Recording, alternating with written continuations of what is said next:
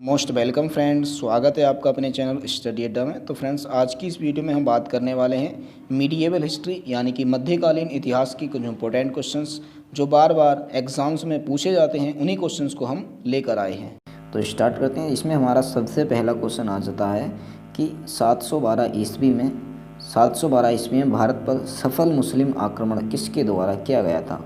तो 712 ईस्वी में भारत पर सफल मुस्लिम आक्रमण किसने किया था, ये हमने बताना है। चार ऑप्शन है हमारे पास: मोहम्मद बिन कासिम, मोहम्मद हज्जाल, या मोहम्मद महमूद गजनबी, या फिर मोहम्मद गोरी। तो इसका जो हमारा राइट आंसर हो जाएगा वो हो जाएगा मोहम्मद बिन कासिम। यानी कि 712 ईस्वी में जो भारत पर सफल आक्रमण किया था वो मोहम्मद बिन कासिम ने किया था। नेक्स्ट आता है हमारे पास कि महमूद गजनबी ने भारत पर कुल कितने आक्रमण किए थे। तो जो महमूद गजनबी था उसने भारत पर कितने आक्रमण किए थे, कितनी बार उसने आक्रमण किए थे, तो वो किए थे उसने 17 बार। यानी कि ऑप्शन नंबर सी इसका बिल्कुल राइट आंसर हो जाएगा। नेक्स्ट आता है हमारे पास कि महमूद गजनबी के आक्रमणों में सबसे महत्वपूर्ण आक्रमण कौन सा था। तो महमूद गजनबी ने जो 17 आक्रमण किए थे उनमें से सबसे इम्पोर्टेंट आक्रमण कौन सा था, या सबसे महत्वपूर्ण आक्रमण कौन सा था उसका, तो वो था हमारा सोमनाथ पर आक्रमण। यानी कि ऑप्शन नंबर बी क्या हो जाएगा, इसका बिल्कुल राइट आंसर हो जाएगा। ठीक है। नेक्स्ट आता है हमारे पास कि महमूद गजनबी के भारत पर आक्रमण के समय भारत आए विद्वान अल बरूनी ने किस ग्रंथ की रचना की थी। तो देखिए, पहले तो ये क्वेश्चन बनता है कि जो अल बरूनी विद्वान था वो किसके समय में भारत आया था। तो वो महमूद गजनबी के समय में भारत आया था। आपने इसका ध्यान रखना है। अब बात हम करेंगे हम उसकी पुस्तक की, उसने किस पुस्तक की रचना की थी। तो उसने की थी किताब उल हिंद की। तो जो पुस्तक है हमारी किताब उल हिंद, उसकी रचना किसने की थी, महमूद गजनबी ने की थी। नेक्स्ट आता है हमारे पास कि भारत का पहला शासक कौन था जिसने मोहम्मद गोरी को पराजित किया था। तो मोहम्मद गोरी को पराजित करने वाले शासक का क्या नाम था, ये हमने बताना है। तो मोहम्मद गोरी को जो पराजित किया था वो क्या था, मूलराज द्वितीय ने। यानी कि ऑप्शन नंबर सी इसका बिल्कुल राइट हो जाएगा। तो जो मूलराज द्वितीय था उसने मोहम्मद गोरी को पराजित कर दिया था। नेक्स्ट आता है कि शाहनामा के रचयिता कौन है। तो शाहनामा के रचयिता कौन है, तो जो शाहनामा के रचयिता हैं वो हैं हमारे फिरदौसी। तो फिरदौसी ने शाहनामा की रचना की थी। नेक्स्ट है कि दिल्ली सल्तनत के किस सुल्तान की मृत्यु चौगान या पोलो खेलते समय हुई थी। तो दिल्ली सल्तनत का ऐसा कौन सा राजा था जिसकी जो मृत्यु पोलो खेलते समय हो गई थी। पोलो का अन्य नाम क्या है, चौगान है। तो आपने इसका थोड़ा सा भी ध्यान रखना है कि चौगान का अन्य नाम क्या है, पोलो है। तो इसको खेलते हुए किस राजा की मृत्यु हुई थी, तो वो है कुतुबुद्दीन ऐबक। तो कुतुबुद्दीन ऐबक की मृत्यु पोलो खेलते समय हुई थी। नेक्स्ट आता है कि कुतुब मीनार का निर्माण किस सूफी की याद में किया गया था। तो जो कुतुब मीनार का निर्माण है वो किसकी याद में किया गया था, तो वो किया गया था कुतुबुद्दीन बख्तियार कारकी। यानी कि ऑप्शन नंबर बी इसका बिल्कुल राइट आंसर हो जाएगा।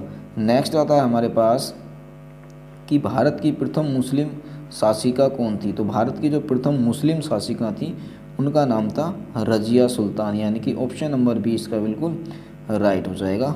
नेक्स्ट आता है कि इक्तादारी प्रथा किसने प्रारंभ की थी। तो जो इक्तादारी प्रथा थी वो किसने प्रारंभ की थी, वो की थी इल्तुतमिश ने। यानी कि ऑप्शन नंबर डी इसका बिल्कुल राइट आंसर हो जाएगा। तो इल्तुतमिश ने क्या किया था, इक्तादारी प्रथा को प्रारंभ किया था। ठीक है। नेक्स्ट आता है कि भारत में सिजदा एवं पाबोस प्रथा की शुरुआत किसने की थी। तो सिजदा और पैबोस प्रथा की शुरुआत जो की थी वो की थी बलबन ने। यानी कि ऑप्शन नंबर ए इसका बिल्कुल राइट हो जाएगा। नेक्स्ट आता है हमारे पास कि निम्न में से किस सुल्तान ने बाजार नियंत्रण व्यवस्था लागू की थी। तो बाजार नियंत्रण व्यवस्था किसने लागू की थी, तो ये की थी अलाउद्दीन खिलजी ने। यानी कि ऑप्शन नंबर सी इसका बिल्कुल राइट हो जाएगा। नेक्स्ट आता है कि तूतीय हिंद या हिंद का तोता किसे कहा जाता है। तो हिंद का तोता कहा जाता है अमीर खुसरो को। तो अमीर खुसरो को तूतीय हिंद या हिंद का तोता कहा जाता है। नेक्स्ट है कि मोहम्मद बिन तुगलक ने अपनी राजधानी दिल्ली से कहाँ स्थानांतरित की थी। तो जो मोहम्मद बिन तुगलक था उसने अपनी राजधानी दिल्ली से कहाँ पर स्थानांतरित की थी, तो वो की थी दौलताबाद में। यानी कि ऑप्शन नंबर डी इसका बिल्कुल राइट हो जाएगा। नेक्स्ट क्वेश्चन है हमारा कि किताब उल रहला का लेखक इब्ने बतूता कहाँ का निवासी था। तो जो किताब उल रहला थी उसका लेखक कौन था, इब्ने बतूता। पहले आपने इस चीज़ को ध्यान रखना है कि किताब उल रहला का लेखक कौन है, इब्ने बतूता, और ये कहाँ का निवासी था। अब हम इसकी बात करेंगे तो ये कहाँ का निवासी था, ये मोरक्को का निवासी था, यानी कि ऑप्शन नंबर बी इसका बिल्कुल राइट हो जाएगा। नेक्स्ट है कि दीवान ए अमीर कोही विभाग की स्थापना किसने की थी। तो दीवान ए अमीर कोही विभाग की जो स्थापना की थी वो की थी मोहम्मद बिन तुगलक ने, यानी कि ऑप्शन नंबर ए क्या हो जाएगा इसका बिल्कुल राइट आंसर हो जाएगा। नेक्स्ट आता है कि सल्तनत कालीन किस सुल्तान ने सर्वप्रथम किसानों पर सिंचाई कर तथा ब्राह्मणों पर जजिया कर लगाया था। तो किसानों पर सिंचाई कर और ब्राह्मणों पर जजिया कर लगाने वाला जो सुल्तान था सर्वप्रथम कौन था, तो उसका नाम था फ़िरोज़ तुगलक। तो फ़िरोज़ शाह तुगलक जो था उसने क्या किया था, ब्राह्मणों पर जजिया कर लगा दिया था और किसानों पर सिंचाई कर लगाया था। नेक्स्ट आता है हमारे पास कि सांकेतिक मुद्रा का प्रचलन किस शासक ने किया था। तो जो सांकेतिक मुद्रा का प्रचलन था वो भी मोहम्मद बिन तुगलक ने ही किया था। ठीक है, मोहम्मद बिन तुगलक ने सांकेतिक मुद्रा का प्रचलन किया था।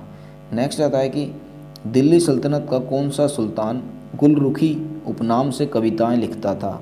तो गुलरुखी नाम से कौन कविताएं लिखता था, वो लिखता था सिकंदर लोदी, यानी कि ऑप्शन नंबर डी इसका बिल्कुल राइट हो जाएगा। नेक्स्ट आता है कि किस सुल्तान ने टोपरा तथा मेरठ से अशोक स्तंभ लाकर दिल्ली में स्थापित किए थे।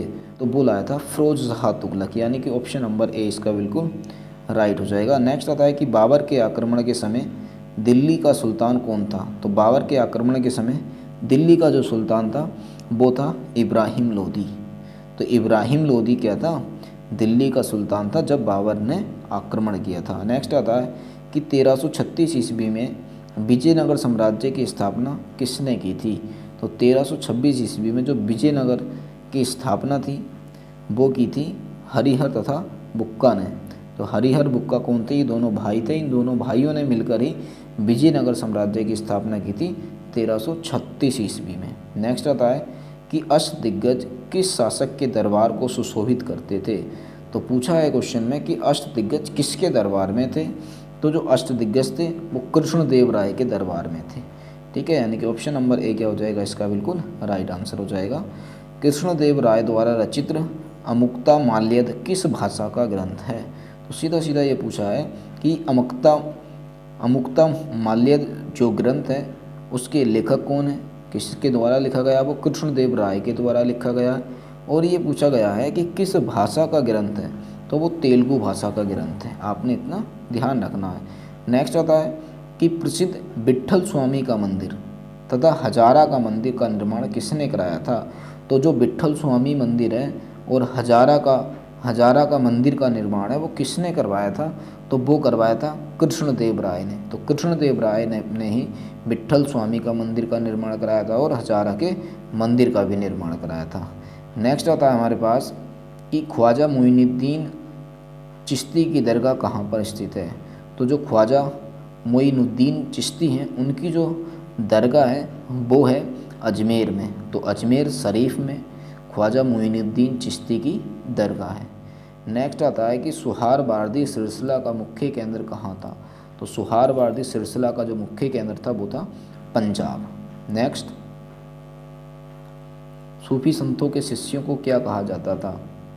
तो जो सूफी संत होते थे उनके शिष्यों को हम क्या कहते थे, तो सूफी संतों को शिष्यों को मुरीद कहा जाता था, यानी कि ऑप्शन नंबर सी इसका बिल्कुल राइट आंसर हो जाएगा। 57 है कि विशिष्टाद्वैत मत के प्रवर्तक कौन थे। तो जो विशिष्टाद्वैत मत के प्रवर्तक थे वो थे रामानुजाचार्य। तो रामानुजाचार्य विशिष्टाद्वैत मत के प्रवर्तक थे। अद्वैतवाद मत को प्रवर्तक किसने किया था, यानी कि पूछा है कि अद्वैतवाद मत के जो प्रवर्तक थे वो कौन थे, तो वो थे हमारे शंकराचार्य। तो शंकराचार्य ने ही अद्वैतवाद मत का प्रवर्तन किया था। उत्तर भारत में भक्ति आंदोलन के विस्तार का श्रेय किसको जाता है। तो उत्तर भारत में जो भक्ति आंदोलन को सबसे ज़्यादा फैलाया था वो फैलाया था रामानंद ने, यानी कि ऑप्शन नंबर डी इसका बिल्कुल राइट हो जाएगा। नेक्स्ट है कि निम्न में से किस संत का संबंध जुलाहा जाति से था। तो किस संबंध संत का संबंध जुलाहा जाति से था? तो जुलाहा कौन थे? वो थे संत कबीर, यानी कि ऑप्शन नंबर ए इसका बिल्कुल राइट हो जाएगा। नेक्स्ट आता है कि दोहाबली, कवितावली, विनय पत्रिका जैसी भक्ति रचनाएं किस भक्ति संत की हैं?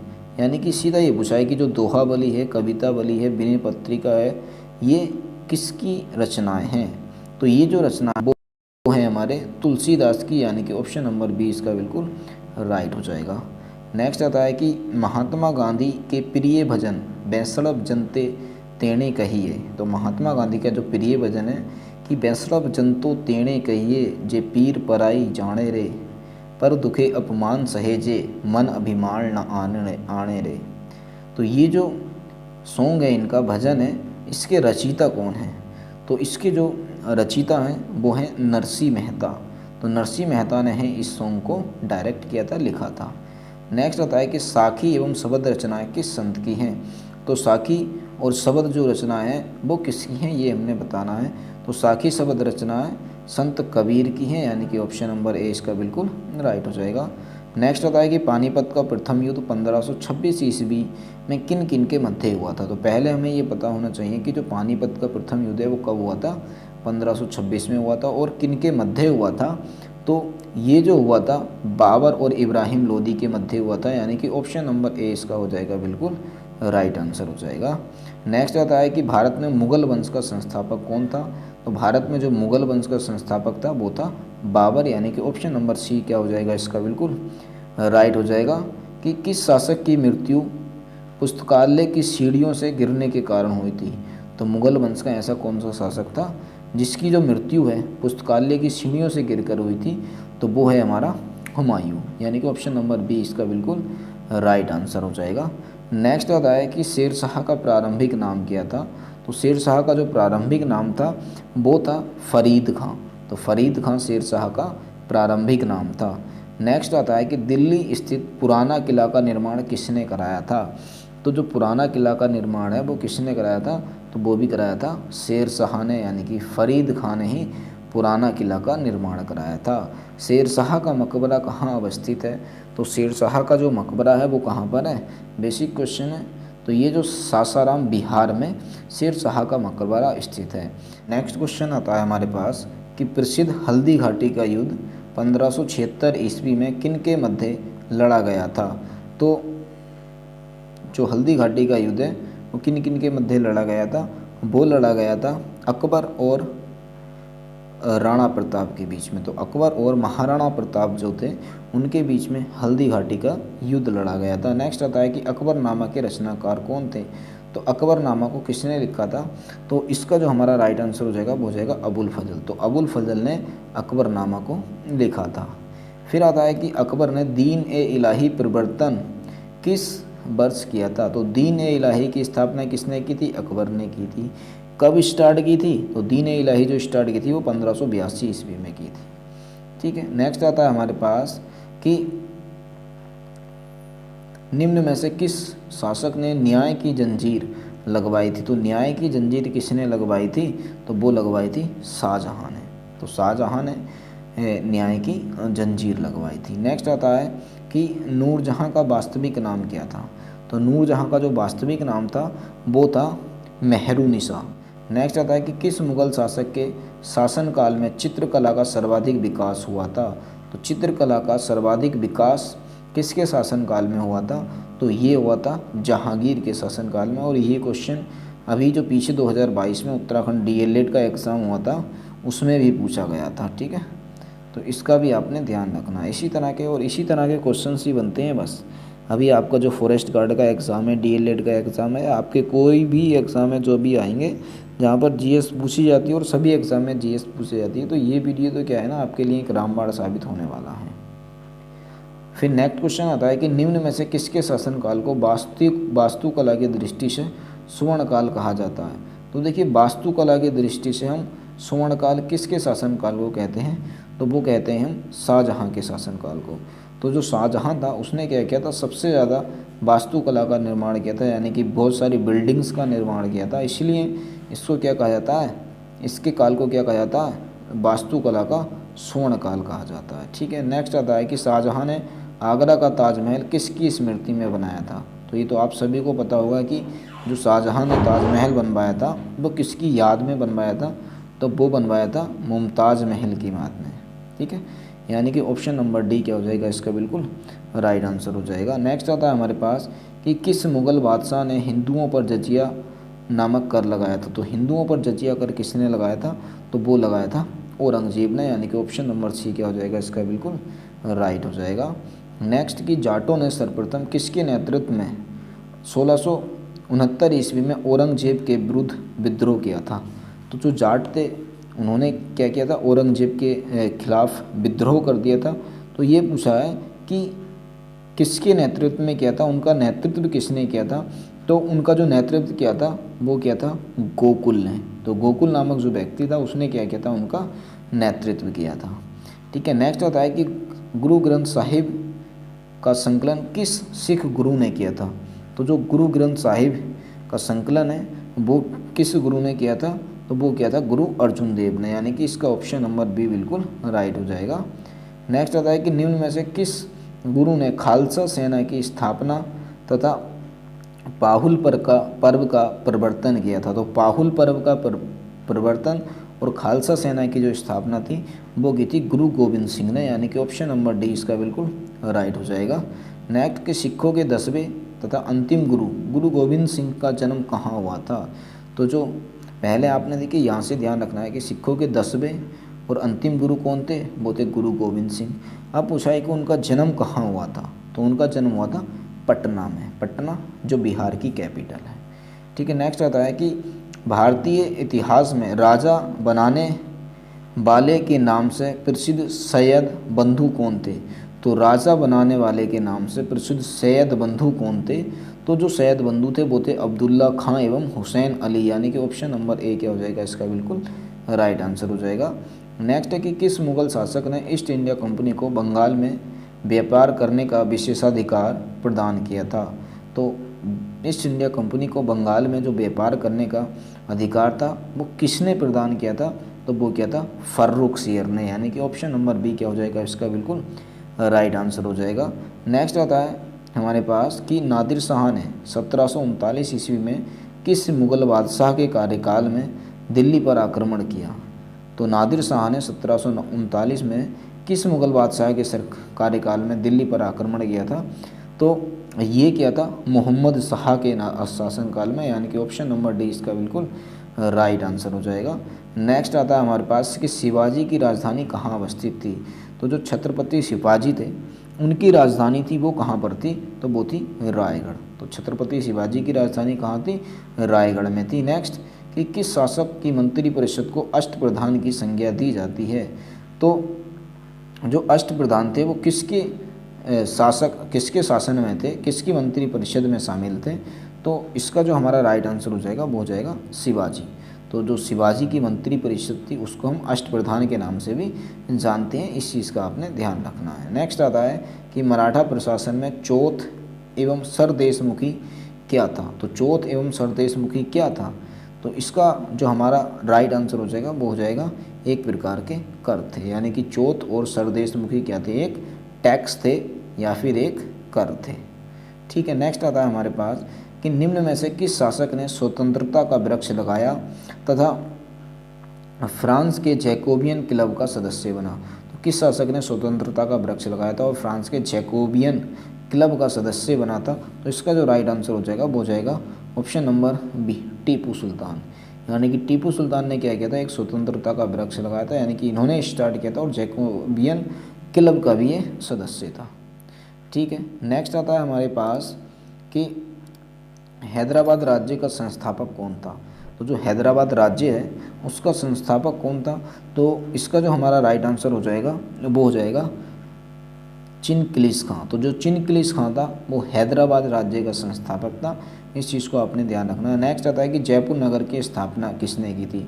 अभी देखिए जयपुर नगर को हम गुलाबी शहर या फिर पिंक सिटी के नाम से भी जानते हैं, तो उसकी जो स्थापना है वो किसने की थी? वो की थी राजा सवाई जयसिंह ने, यानी कि ऑप्शन नंबर डी इसका बिल्कुल राइट आंसर हो जाएगा। पिंक सिटी की स्थापना सवाई राजा जयसिंह ने की थी। नेक्स्ट आता है कि पानीपत का तृतीय युद्ध 1761 ईस्वी में किन के मध्य लड़ा गया था।